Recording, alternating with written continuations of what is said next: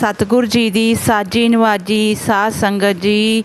वाहिगुरु जी का खालसा वाहिगुरु जी की फतेह।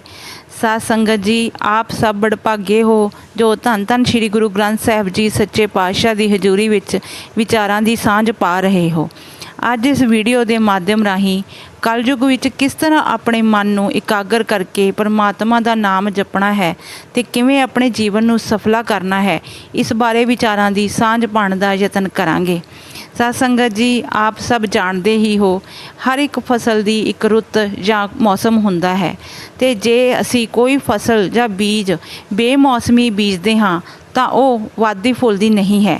इसे उदाहरण नूं समझण लई जेकर असी 4 युगां की गल करिए तो हर एक युग विच इंसान अते प्रकृति ने अपना प्रभाव पाया है। चारे युगां विच परमात्मा ने अपने वक्रे वक्रे रूपां विच अवतार लिया अते जीवां दा उद्धार किया। जेकर गल मौजूदा समय की करिए तो हुण समा कलयुग का चल रहा है। कलयुग का मतलब सिर्फ ये नहीं है कि धर्म की जय जयकार नहीं, बेशक कलयुग का पसारा है, पर जिमें कि हर सिक्के के 2 पहलू होंदे हन। एक पहलू चंगा है तो दूसरा माड़ा भी जरूर होंदा है, पर इस कलयुग विच जपिया तिल मात्र नाम भी फलीभूत होंदा है। इस समय विच साडे सच्चे गुरु धन धन श्री गुरु ग्रंथ साहिब जी की रहनुमाई हेठ सानू नितनेम रूपी 5 बाणियां की बख्शिश प्राप्त है, जिसनों जप के असी भवसागर विचों नाम रूपी बाणी रूपी बेड़े राही पार हो सकते हाँ। कलयुग विच साडे कोल परमेश्वर दा सिमरन बंदगी गुरबाणी दी कथा विचार बाणी दा जाप गुरु के चरणों का आसरा है, जो इस कलयुग रूपी अग्नि विच साडी रखिया करता है। गुरबाणी विच भी जिक्र है, ताती वाओ ना लाग गई पार ब्रह्म शरण आई, चौगिरद हमारे रामकार दुख लगे ना पाई। इस कलयुग के सख्त पैरे अंदर जे असी गुरबाणी नूं अपने जीवन का आधार बना के चलते हाँ तो गुरु प्यारिओ साडा लोक परलोक सवर जाता है। कल कलेश कट्टे जाते हैं, पर लोड़ सिर्फ इस मन नूं इकागर करके अंतर्मुखी होण दी है, ताकि मन की कल्पना या मन के फुरनिਆਂ नूं रोक के परमात्मा नाल जुड़िया जा सके। पर इसनूं कंट्रोल करन दा उपाय सिर्फ यही है कि असी एक समय ते एक काम करिए। भाव जे असी पाठ करन बैठीए तो मन नूं समझा के पाठ वाल ही ध्यान मोड़िए। साध संगत जी, शुरू विच मन नाल लड़ाई करनी पैंदी है।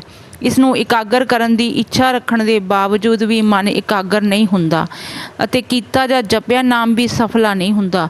सो सब तो पहली साधना साध संगत विच जाके प्राप्त हुंदी है, क्योंकि साध संगत विच साधना की सहायता प्राप्त हो जाती है, क्योंकि उन्हां दा मन इकागर हो चुकिया हुंदा है।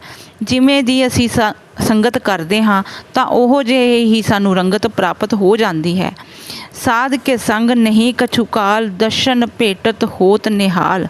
जेकर असी महापुरखों की संगत विच जाते हाँ तो अपने आप ही गुरमुखां महापुरखों ਦੀ संगत करके मन की इकाग्रता बढ़ जाती है तो साडा मन टिकना शुरू हो जाता है। बाणी दे विच गुरसिखां दे चरनां दी धूड़ मंगी गई है, क्योंकि महापुरख परमात्मा नूं जप के परमात्मा दा ही रूप हो जाते हैं ते उन्हां दी संगत करन वाले भी उसे रंग विच रंगे जाते हैं ते सब दातां दी प्राप्ति दे नाल नाल पार ब्रह्म दी भगती दी उत्तम दात भी प्राप्त हो जाती है। गुरमुख प्यारिओ, भावें संसार विच पदार्थां की दौड़ लगी हुई है, हर एक मनुख की यही इच्छा बनी हुई है कि उस कोल संसार के सारे सुख होण ते किसी चीज़ की कमी ना होवे। पर यह भी सच है कि चाहे किसी मनुख कोल सब कुछ होवे, पर कदे भी उसकी आत्मा की संतुष्टि नहीं होवेगी, सगों अगे तो अगे होर तो होर पदार्थां की इच्छा वधदी रहिंदी है, जो कि मन की भटकना नूं जन्म दिंदी है ते इकाग्रता नूं भंग करदी है। बाणी का अभ्यास करके सिख ने सदा कायम रहन वाले नाम नूं प्राप्त करना है।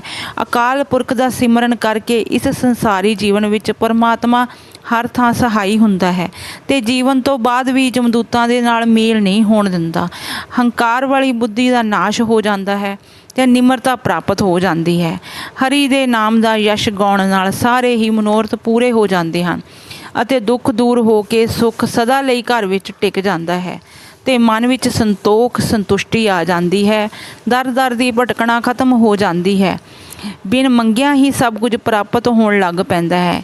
ਜੇਕਰ ਅਸੀਂ ਜਿਹੇ ਮਹਾਂਪੁਰਖਾਂ ਦੀ ਸੰਗਤ ਦੀ ਗੱਲ ਕਰੀਏ ਤਾਂ ਅੱਜ ਵੀ ਤੁਸੀਂ ਰਾੜਾ ਸਾਹਿਬ ਜਾਓ ਅਤੇ ਮਹਿਸੂਸ ਕਰੋ ਕਿ ਕਿਸ ਤਰ੍ਹਾਂ ਸੰਤ ਬਾਬਾ ਈਸ਼ਰ ਸਿੰਘ ਜੀ ਰਾੜਾ ਸਾਹਿਬ ਵਾਲੇ ਅਤੇ ਉਹਨਾਂ ਦੇ ਅਨਿੰਨ ਸੇਵਕਾਂ ਨੇ ਜੋ ਤਪੱਸਿਆ ਕਰਕੇ ਉਸ ਧਰਤੀ ਨੂੰ ਭਾਗ ਲਾਏ। ਅੱਜ ਵੀ ਲੱਖਾਂ ਸੰਗਤਾਂ ਸਿਰਫ ਦੇਸ਼ਾਂ ਤੋਂ ਹੀ ਨਹੀਂ ਵਿਦੇਸ਼ਾਂ ਤੋਂ ਨਤਮਸਤਕ ਹੋ ਕੇ ਭਗਤੀ ਅਤੇ ਸੰਸਾਰਿਕ ਦਾਤਾਂ ਦੀ ਪ੍ਰਾਪਤੀ ਕਰਦੀਆਂ ਹਨ। ਉਸ ਥਾਂ 'ਤੇ ਭਗਤੀ ਅਤੇ ਸ਼ਕਤੀ ਪ੍ਰਤੱਖ ਵਰਤਦੀ ਹੈ, ਕਿਉਂਕਿ ਪਰਮਾਤਮਾ ਨੇ ਮਹਾਂਪੁਰਖਾਂ ਨੂੰ ਤਾਕਤਾਂ ਅਤੇ ਪਾਵਰਾਂ ਦੀ ਬਖਸ਼ਿਸ਼ ਕੀਤੀ ਹੈ, ਜੋ ਕਿ ਅੱਜ ਵੀ ਮੌਜੂਦਾ ਸਮੇਂ ਵਿੱਚ ਸਾਡੇ ਵਰਗੇ ਸੰਸਾਰਿਕ ਜੀਵਾਂ ਦੀਆਂ ਝੋਲੀਆਂ ਭਰਦੀ ਹੈ। ਸੋ ਸਾਧ ਸੰਗਤ ਜੀ, ਆਓ ਅਸੀਂ ਵੀ ਮਹਾਂਪੁਰਖਾਂ ਦੀ ਸੰਗਤ ਕਰੀਏ ਅਤੇ ਆਪਣੇ ਮਨ ਨੂੰ ਇਕਾਗਰ ਕਰੀਏ ਅਤੇ ਆਪਣਾ ਲੋਕ ਪਰਲੋਕ ਸਫਲਾ ਕਰੀਏ, ਕਿਉਂਕਿ ਸਾਧ ਸੰਗਤ ਜੀ ਅਜਿਹੇ ਬ੍ਰਹਮ ਗਿਆਨੀ ਮਹਾਂਪੁਰਖ ਪਰਮਾਤਮਾ ਨੂੰ ਜਪ ਕੇ ਆਪ ਵੀ ਪਰਮੇਸ਼ਰ ਦਾ ਰੂਪ ਹੋ ਜਾਂਦੇ ਹਨ। ਅਤੇ ਜਦੋਂ ਕੋਈ ਸਾਡੇ ਵਰਗਾ ਅਭਿਲਾਸ਼ੀ ਉਸ ਦਰ 'ਤੇ ਜਾ ਕੇ ਸਿਰ ਝੁਕਾਉਂਦਾ ਹੈ ਤਾਂ ਵਾਹਿਗੁਰੂ ਦੇ ਖਜ਼ਾਨੇ ਵਿੱਚੋਂ ਸਾਡੀਆਂ ਝੋਲੀਆਂ ਲਵਾ ਲਵ ਭਰ ਦਿੰਦੇ ਹਨ ਅਤੇ ਸਾਡੀ ਸੋਚ ਤੋਂ ਪਰੇ ਸਾਡੇ ਮਨੋਰਥ ਸਫਲੇ ਹੋ ਜਾਂਦੇ ਹਨ। ਜਿਵੇਂ ਕਿ ਮੈਂ ਤੁਹਾਨੂੰ ਆਪਣੀਆਂ ਪਹਿਲੀਆਂ ਵੀਡੀਓ ਵਿੱਚ ਵੀ ਦੱਸ ਚੁੱਕੀ ਹਾਂ ਕਿ ਕਿਸ ਤਰ੍ਹਾਂ ਉਸ ਦਰ ਤੋਂ ਸਾਨੂੰ ਪੁੱਤਰਾਂ ਰੂਪੀ ਉਹ ਵਡਮੁੱਲੀਆਂ ਦਾਤਾਂ ਪ੍ਰਾਪਤ ਹੋਈਆਂ ਹਨ ਜੋ ਅਸੀਂ ਲੱਖਾਂ ਕਰੋੜਾਂ ਜਾਂ ਅਰਬਾਂ ਰੁਪਏ ਖਰਚ ਕਰਕੇ ਵੀ ਪ੍ਰਾਪਤ ਨਹੀਂ ਕਰ ਸਕਦੇ। ਲੋੜ ਹੈ ਗੁਰੂ ਗ੍ਰੰਥ ਸਾਹਿਬ ਵਿੱਚ ਸੱਚੀ ਸ਼ਰਧਾ ਅਤੇ ਵਿਸ਼ਵਾਸ ਦੀ ਅਤੇ ਮਹਾਂਪੁਰਖਾਂ ਦੀ ਸੰਗਤ ਦੀ। ਸੋ ਆਓ ਅਸੀਂ ਆਪਣੇ ਨਿਤਨੇਮ ਨੂੰ ਵਧਾਈਏ, ਅੰਮ੍ਰਿਤ ਵੇਲਾ ਸੰਭਾਲੀਏ, ਵਾਹਿਗੁਰੂ ਦਾ ਓਟ ਆਸਰਾ ਲਈਏ ਅਤੇ ਮਹਾਂਪੁਰਖਾਂ ਦੀ ਸੰਗਤ ਕਰਕੇ ਆਪਣੇ ਮਨ ਨੂੰ ਇਕਾਗਰ ਕਰਕੇ ਦਰ ਦਰ ਦੀ ਭਟਕਣਾ ਖਤਮ ਕਰੀਏ। ਸਾਧ ਸੰਗਤ ਜੀ, ਜੇਕਰ ਤੁਹਾਨੂੰ ਵੀਡੀਓ ਚੰਗੀ ਲੱਗੀ ਹੋਵੇ ਤਾਂ ਰਾੜਾ ਸਾਹਿਬ ਦੀ ਅਸੀਸ ਚੈਨਲ ਨੂੰ ਸਬਸਕ੍ਰਾਈਬ ਅਤੇ ਸ਼ੇਅਰ ਜ਼ਰੂਰ ਕਰ ਦੇਣਾ ਜੀ। ਵਾਹਿਗੁਰੂ ਜੀ ਕਾ ਖਾਲਸਾ, ਵਾਹਿਗੁਰੂ ਜੀ ਕੀ ਫਤਿਹ।